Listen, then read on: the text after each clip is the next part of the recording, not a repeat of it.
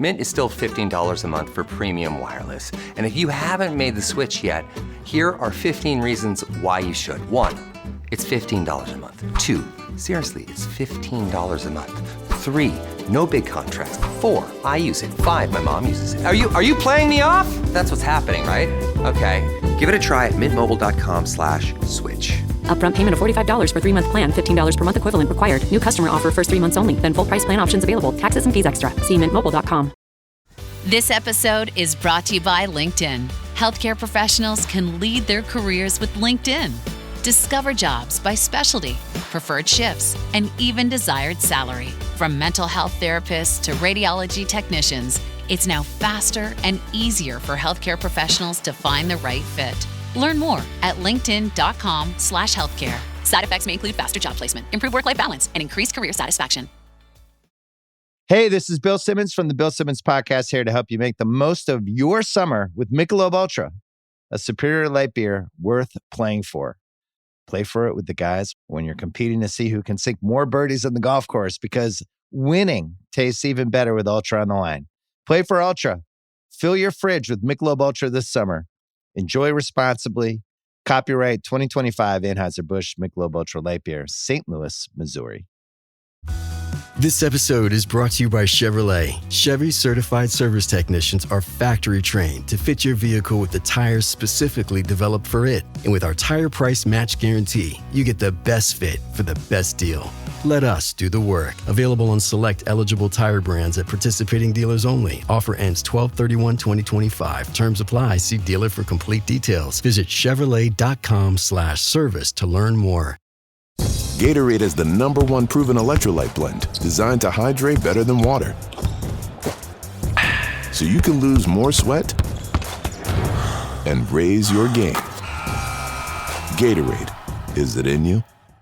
This podcast is part of the Robots Radio Rocket Club, a program designed to help all podcasts reach their full potential. For information about joining the Robots Radio Rocket Club, check out robotsradio.net.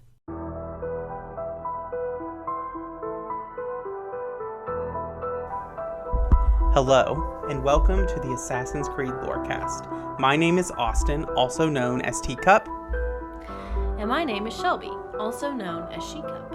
Join us as we embark on unraveling all of your favorite mysteries from the Assassin's Creed universe. From assassins to Templars to the mysterious Isu and more. We will seek to uncover it all, so join us and maybe even take a leap of faith. Hello and welcome to the Assassin's Creed Lorecast. I am Shecup or Shelby, and I am one of the hosts of this Lorecast. And my other host is right here with me. I'll let him introduce himself. Yes, I am Austin, also known as Teecup. And Austin/Teecup is definitely the lore master on this show if you're tuning in for the first time. So, Austin, Teecup, what are we talking about today? Well, today we are continuing our series that we started last time, which goes like the conflicts between the Assassins and Templars. So I'm calling it Assassins versus Templars.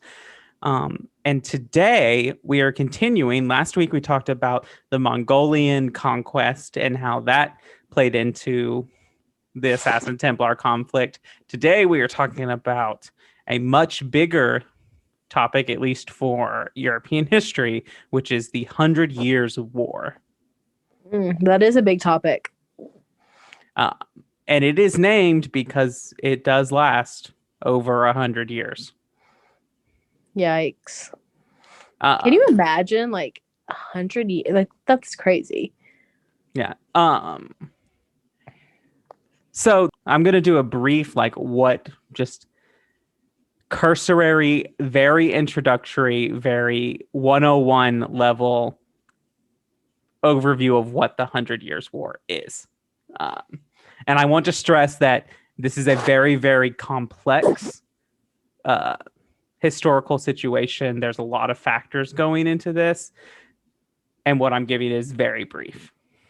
Okay, so you're not including everything that you could. Like every detail is not going to be mentioned. You are just giving a basic broad strokes overview of the like 3 most important points. Correct. And Okay. it's really just the beginning of the 100 Years' War. Okay, so not the whole thing. No, it's the beginning and the end.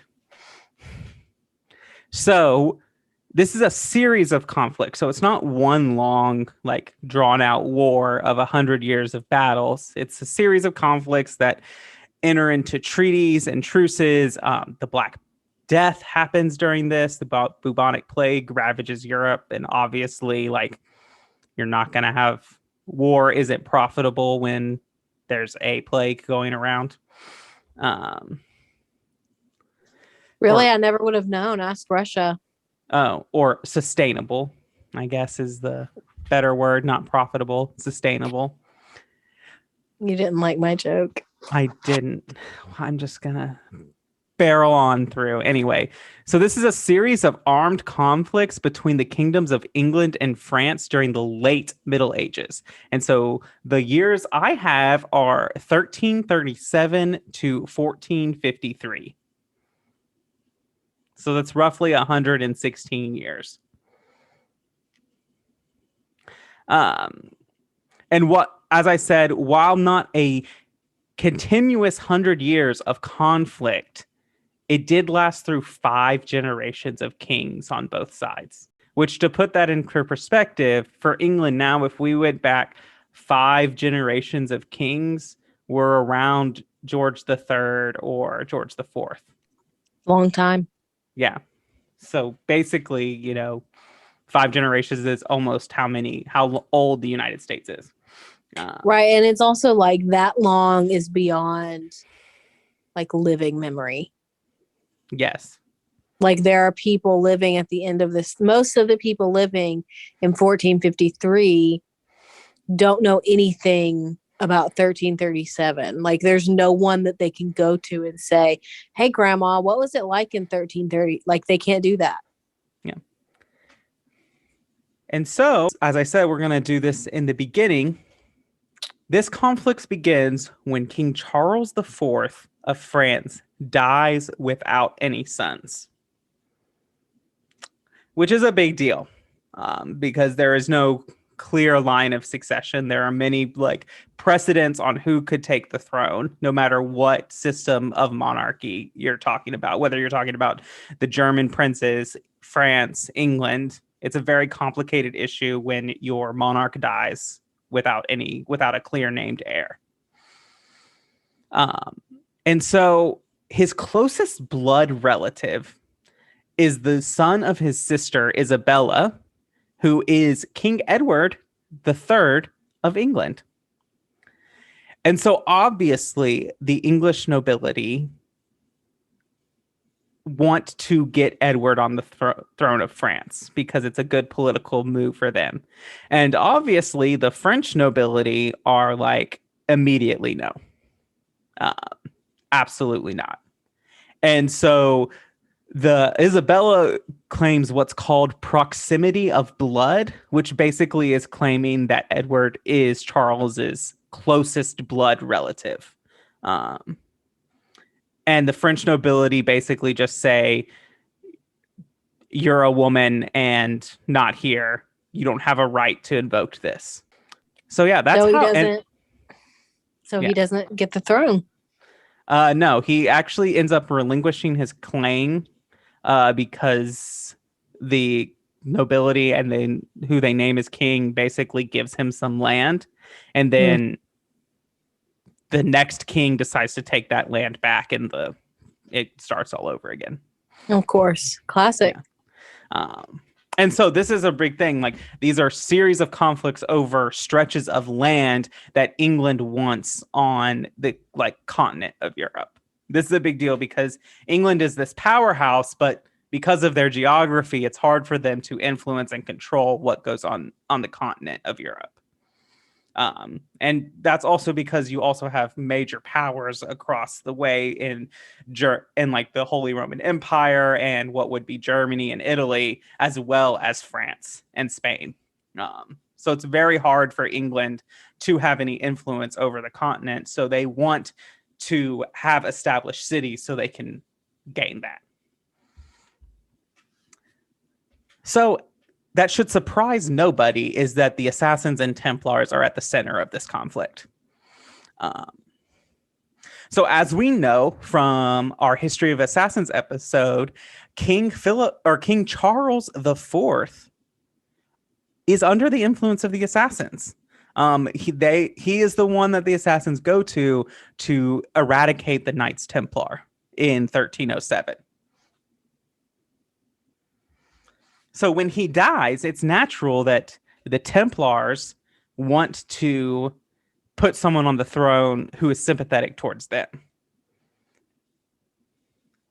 And that the Assassins basically would move against that. And so after the eradication of the Templar Order, this is an important point for the history of the Assassins versus the Templars, which is that the Assassins claim a very strong influence on the continent of Europe. You have the Polos establishing the Italian Brotherhood and helping influence in Germany in the Holy Roman Empire as well. And you have this establishment of the French Brotherhood and them getting up and basically leading to what they think is the eradication of the Templar Order, the Knights Templar, as an official public order. So they have created this huge stronghold on the continent of Europe. The Templars buckle down on the island of Britain, and they shore up England as their stronghold. And so this conflict keeps going back and forth, and basically for most of it, it's just a back and forth. No one really gains any ground. They're just fighting over the same areas. No one's really making any big political strides or changes in what's happening in France versus what's happening in England. France remains an assassin stronghold. England remains a Templar stronghold. It's just kind of the stalemate of, I imagine, just like a tug of war where sometimes the rope pulls more towards one side, but then just shortly after, it's immediately pulled back. And that is until a certain woman comes along. And so there's no notable struggle until the later years, until a prophecy comes about a prophetic maiden who would lead the French to victory against the English. And so, seeking an end to the conflict that is the 100 Years' War, the mentor of the French assassins, Queen Yolande of Aragon, sends assassins across the country in search of this maiden. Eventually, an assassin by the name of Jean de Metz meets a young maiden warrior by the name of Joan of Arc. I love Joan of Arc. She's one of my favorites. I know you do. And before we get into her backstory, because the rest of the episode is all going to be about Joan of Arc because she's the big player in this conflict. Let's take our break. Okay, sure. I'm your host, Maverick Stone. It's me, Gingerino42. I'm Romer. Hey, this is Sassy Lady. And I'm Jaxus. And we are the Fallout Roundtable. Join us as we explore various topics from the Fallout universe brought from multiple perspectives. We can be found on your favorite podcatchers from Spotify to iTunes. Or follow us on Twitter at FalloutRTB or our email falloutrtb@gmail.com. Be sure to rate, follow, and subscribe. Thank you. Hey, it's Paris. You know I love sparkly things, right? Like stars. Duh.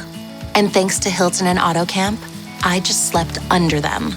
Picture me, serving looks by the fire outside my luxurious Airstream, making s'mores with the kids, while a national park is our backdrop. The great outdoors meets Hilton hospitality. That's hot. Explore all the new ways to stay at Hilton.com. Hilton for the stay.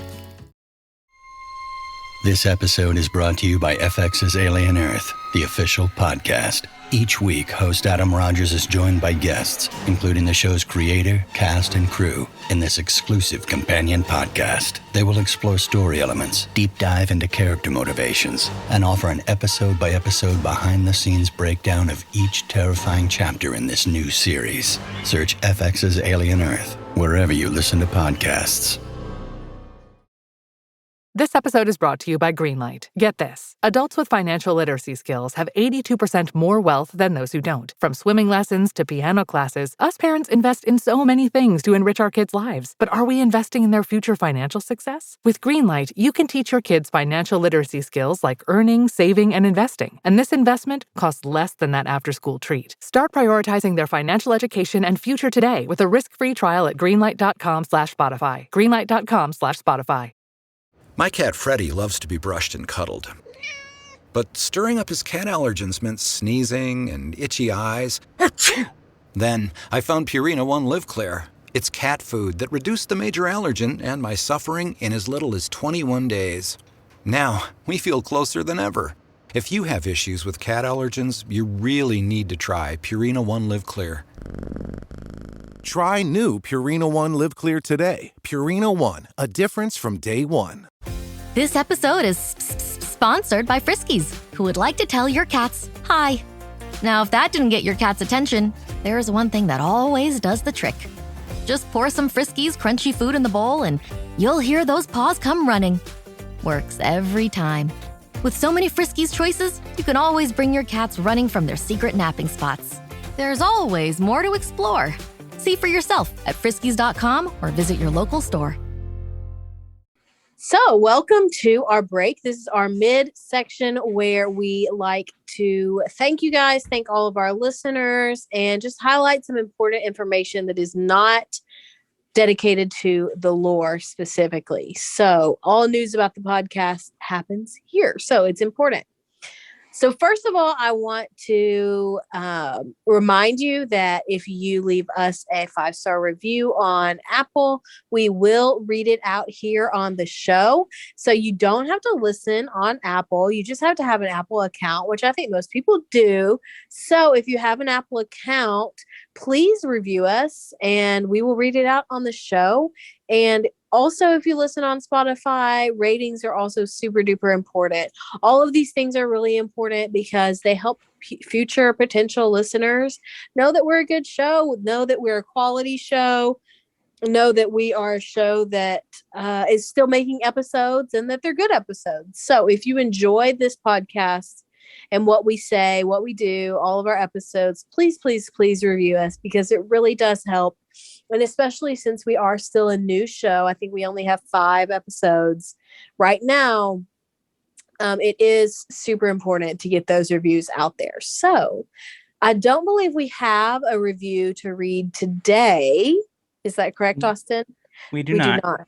Okay, we do not have a review to read today, which is okay. So somebody out there is going to leave us a review and we'll be able to read it next week. And then the other thing I have to highlight during this mid-break is that we do have our own Discord server. It is called The Cups, Podcasts, and More. And we have dedicated channels for all of the podcasts we host, which Teecup and I also host the Dragon Age Lorecast. Obviously, this show that you're listening to now. And Teecup and another host, Ben of Temeria, do the Holocron Histories podcast about Star Wars lore. So we have spaces to talk about all 3 of these shows and in addition other of our favorite games and just generally sharing life with one another. So if you are looking for a space to talk about all your favorite games and share cute pictures of your dogs and cats, our Discord server is the place for you. You can find the link in the description. Austin, is there anything else I'm forgetting? Yeah, I just want to highlight one little change to the podcast in that we had been releasing episodes every 2 weeks. We are happy to announce that we will be now releasing episodes every week. So no more waiting 2 weeks for your Assassin's Creed content. We'll have that every week. Every Tuesday, it will be on all of your podcatchers. That's the word for them. Yeah. Wherever you get your podcasts. Yeah. Awesome. Wonderful. I didn't know if we were announcing that yet. I mean, it's happening, so yeah. Okay. Yeah. Well, if that's all we've got for the mid-break, let's get back to the content. Hi, I'm Aaron. And I'm Ariel. And we're the hosts of the Legend of Zelda Lorecast, podcast about all things Legend of Zelda, from Errol to Zora. And all the fun things in between. If you're ready to dive deep and learn more about the Legend of Zelda lore and everything surrounding it, come join us on the Legend of Zelda Lorecast. You can find us on Apple iTunes, Spotify, Google, and wherever else you get your podcasts. We hope to see you soon. All right. Joan of Arc is coming into the picture, who is one of Shecup Shelby's favorite historical characters. Which, after doing this research, I have to say she's pretty awesome, even as an actual historical figure, and as a player in this Assassins Templar conflict. And so, a little history for her. She's born in 1412. So, like, right smack dab in the middle of the 100 Years' War. Maybe on the latter half of the middle, but still pretty close to the middle. To a peasant family. So, she grows up with this conflict that doesn't seem to end anytime soon. She grows up basically always with the threat that the English are going to come and rule over them and enslave them. At 13, she receives visions from saints that claim that she will free the land of English domination.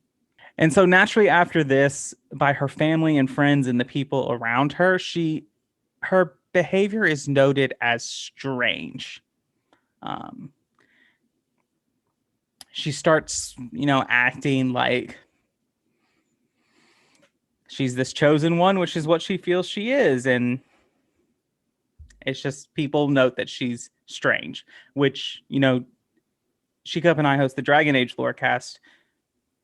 Andraste, if you listen to that, Andraste takes a lot of inspiration from Joan of Arc in the story.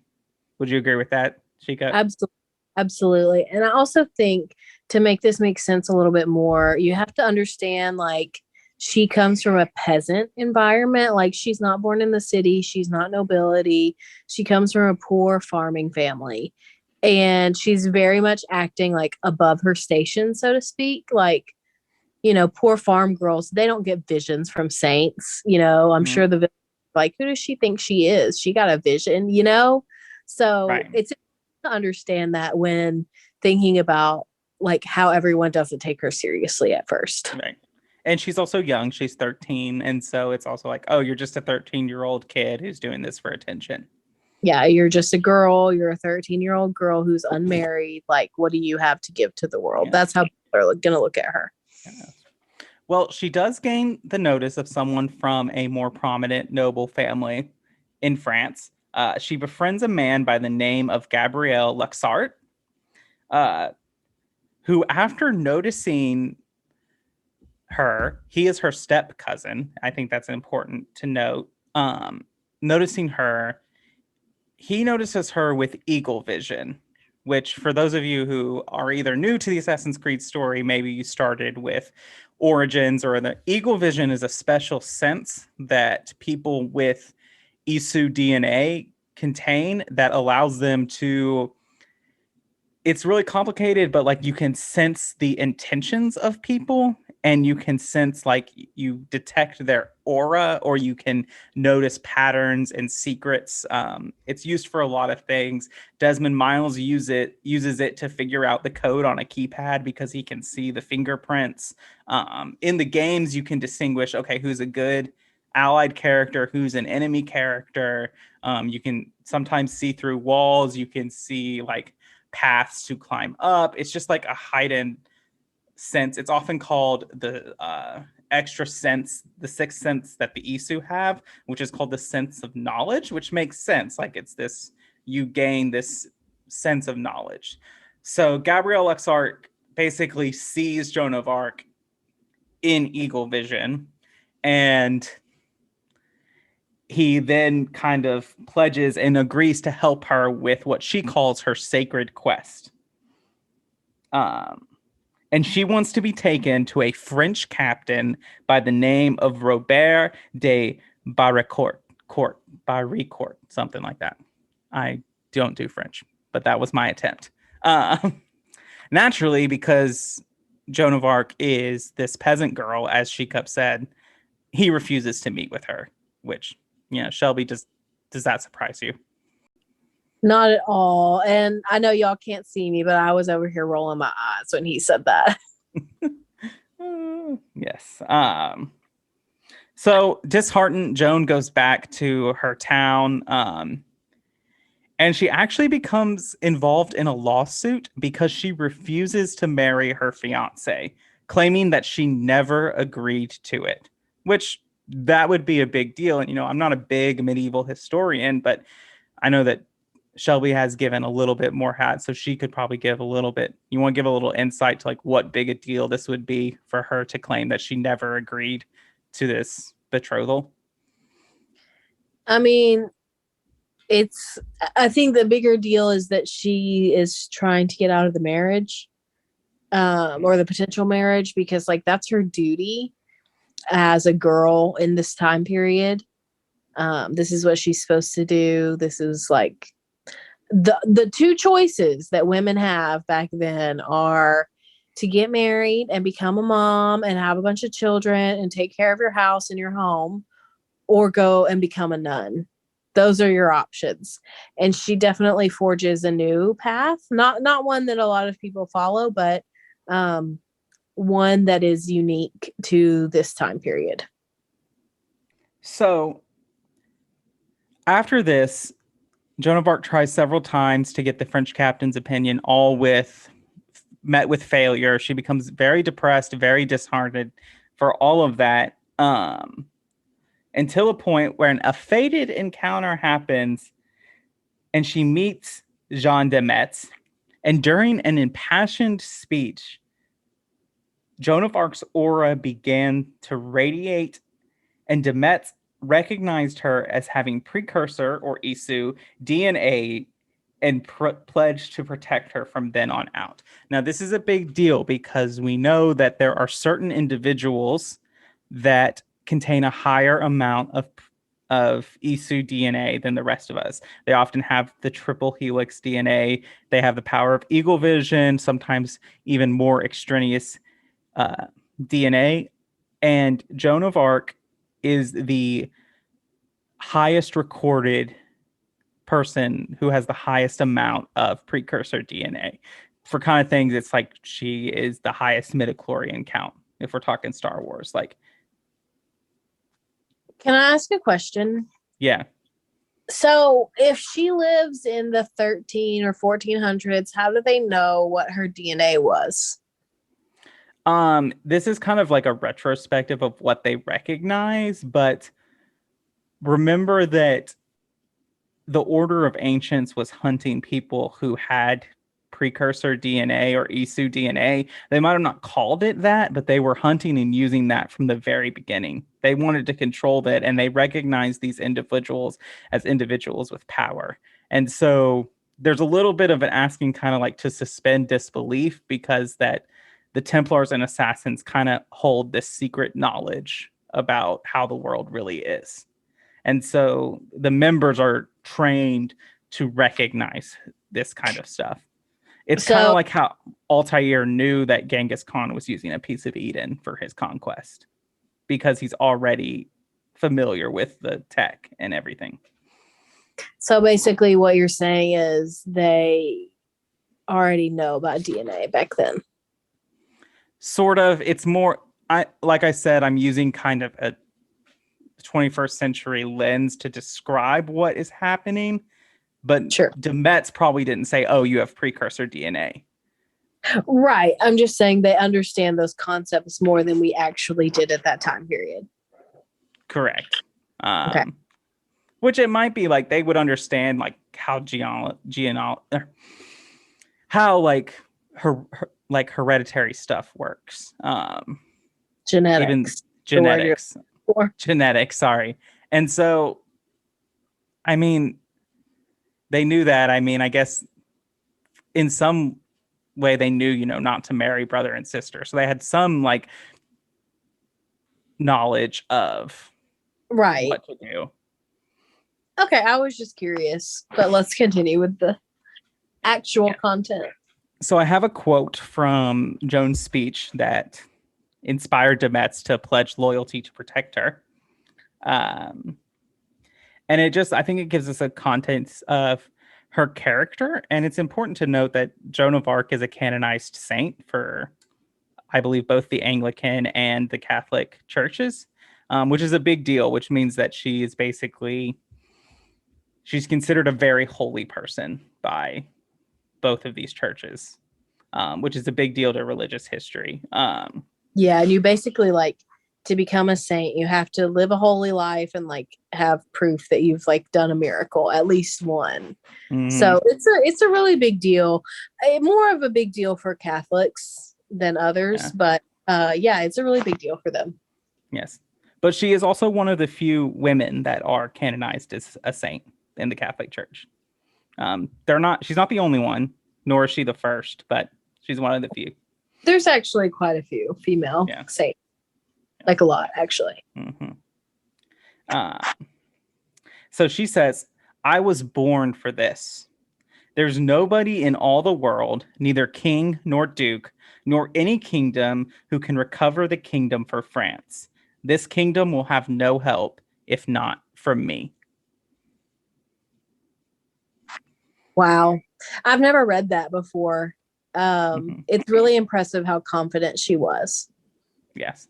And I don't know if this is from the Assassin's Creed database, so I don't know if she actually said that or if that's something that they're taking historical liberty with. But I do know from my cursory things that she was a pretty confident person. And I think to be a woman in her position in her time, she would have to be.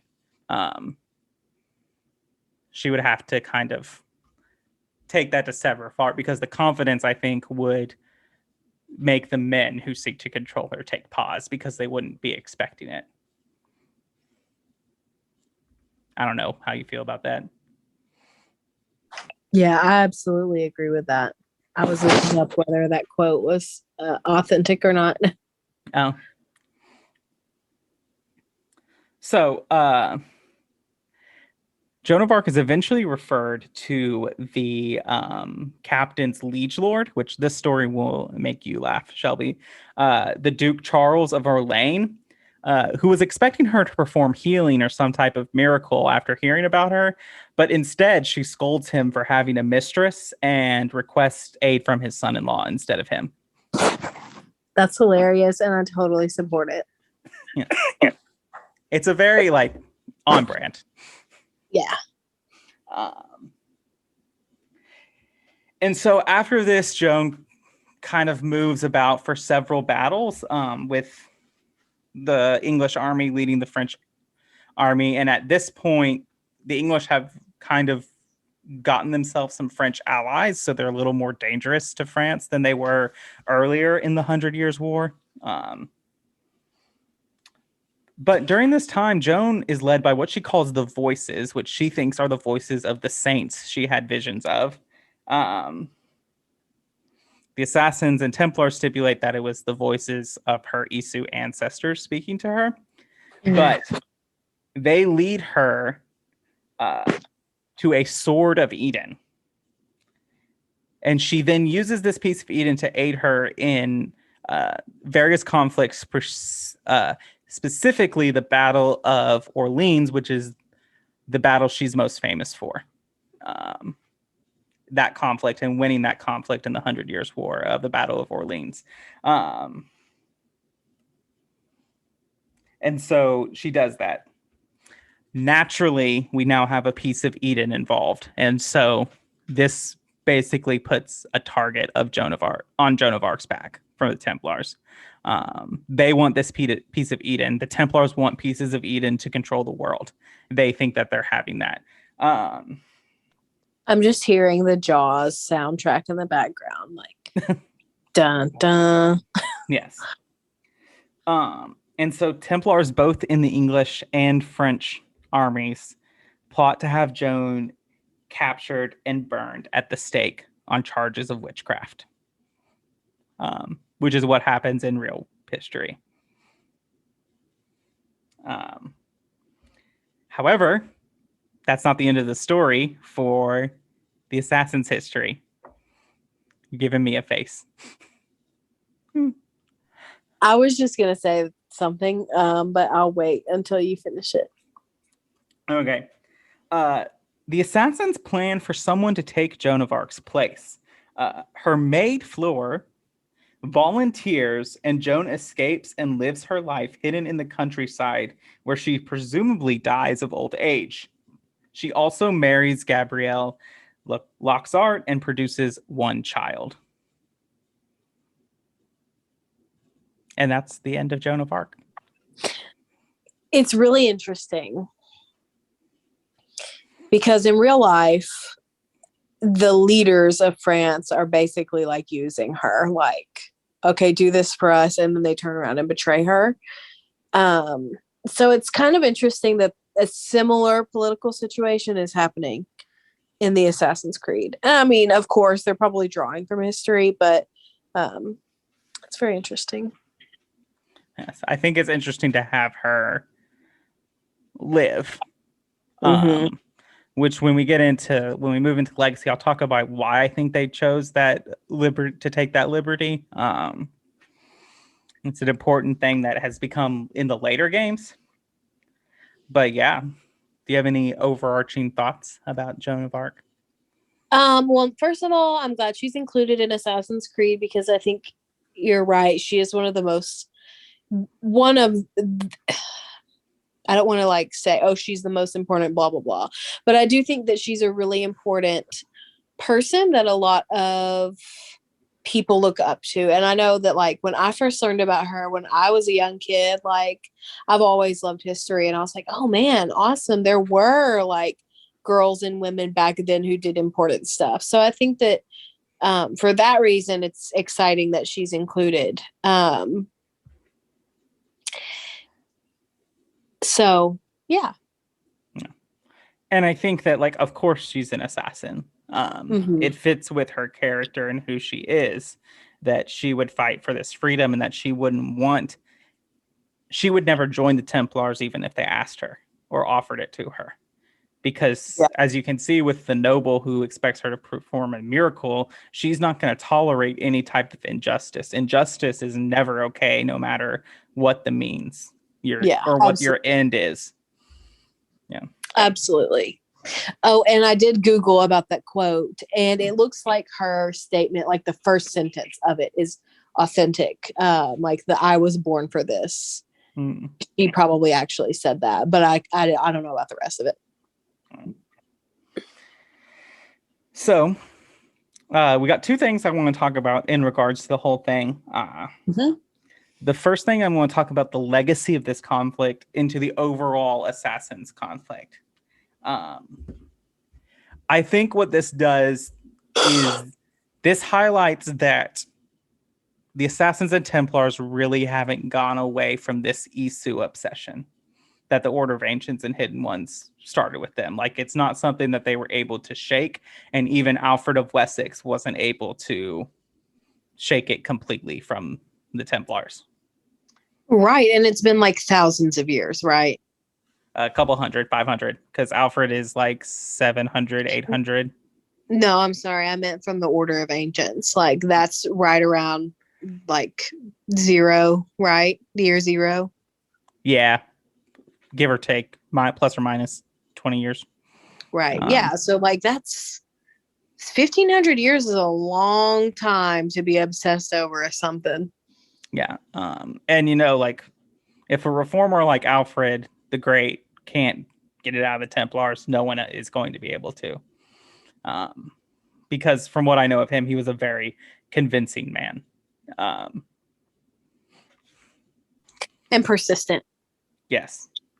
And if you adhered to his moral code, or you were either killed or sent away or re-educated.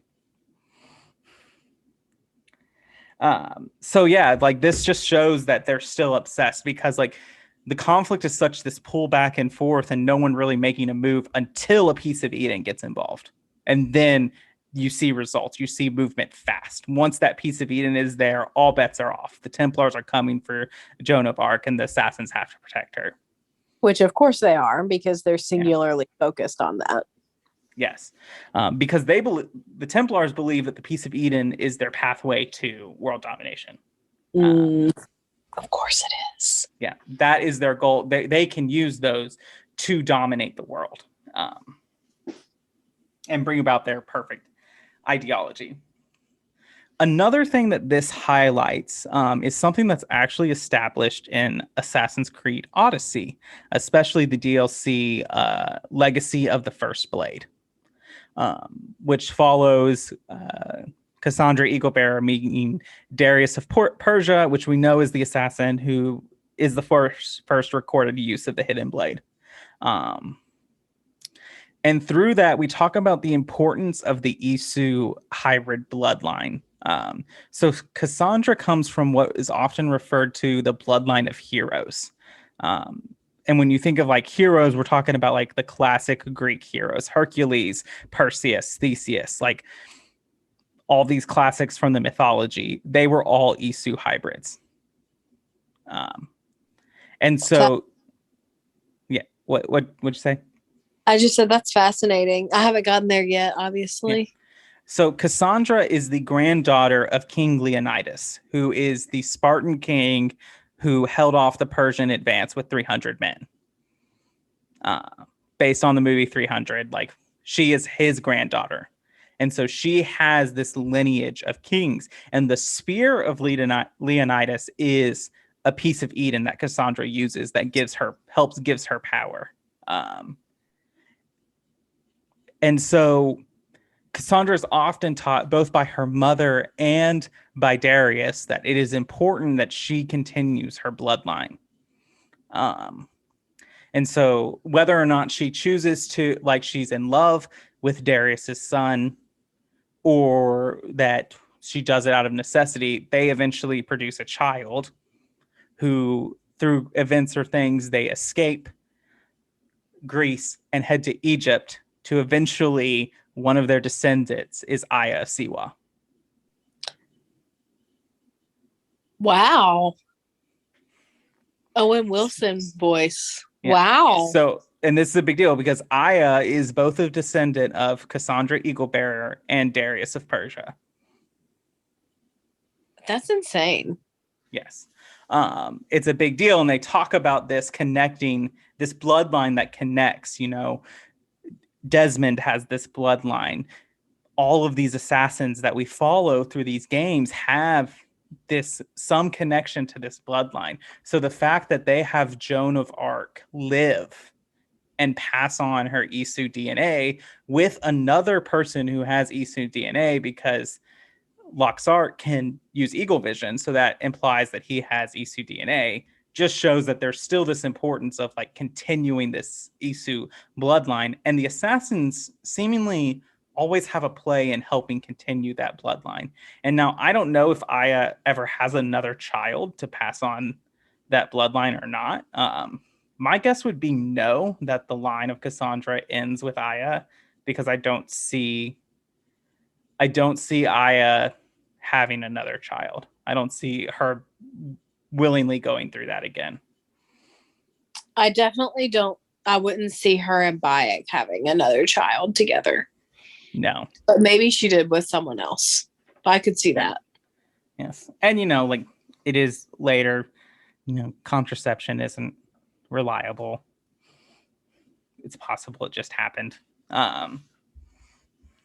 You mean it's earlier? Yeah, that's what I meant. It's later. Yes. And another important thing is this sets up both Assassin's Creed Unity and Syndicate, because you established both France as this assassin hub and England as this Templar hub. And it's so interesting because Assassin's Creed Unity kind of follows how all of that kind of falls apart with the French Revolution. So basically, and we'll get onto this, the assassins basically coordinate and dismantle the colonial Templars through the American Revolution. So the Templars basically say, two can play at that game, and they start the French Revolution. And then Assassin's Creed Syndicate follows the kind of anti-industrial, Karl Marx movement against like industrial revolution England, which follows the Assassins dismantling the Templar presence in England.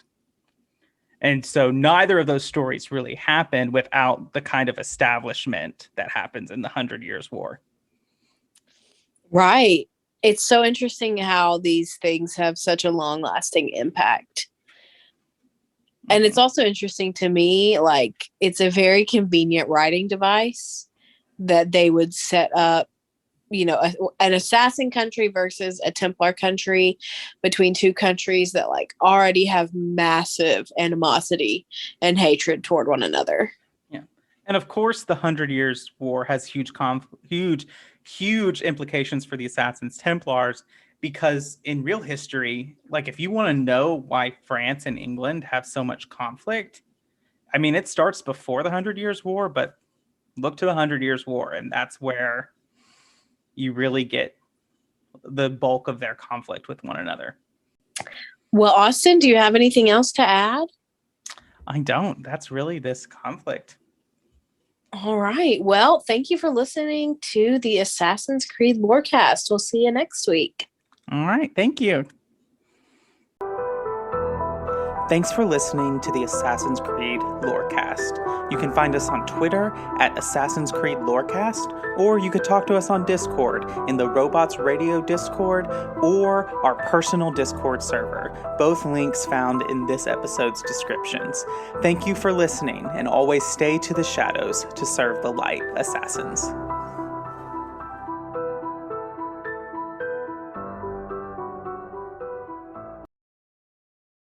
Do you love Dragon Age? Have you always wanted to learn more about its vast world and detailed lore?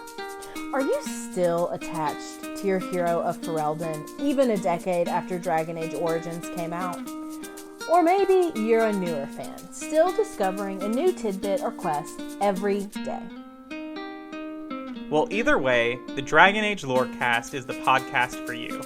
I'm Austin, also known as Teecup. And I'm Shelby, also known as Shecup. And come and join us as we embark on a journey to explore and discover all things Dragon Age. We'll discuss all kinds of topics, from Lyrium to the Chantry and the great mysteries of the old gods, and even more that even you BioWare superfans might not know about. So come and listen on Spotify, Apple, Stitcher, or wherever you get your podcast. And always remember, swooping